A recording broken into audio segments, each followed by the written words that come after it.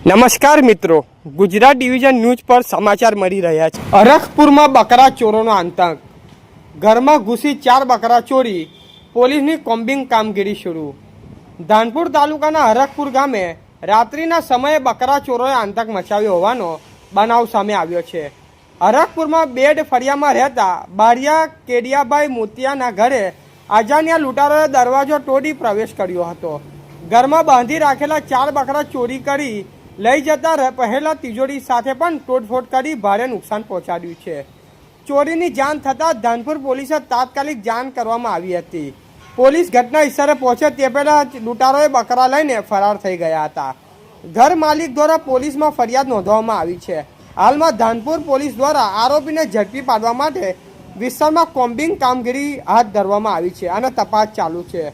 Reporter Ramesh Kumar દહમા, Dhanpur.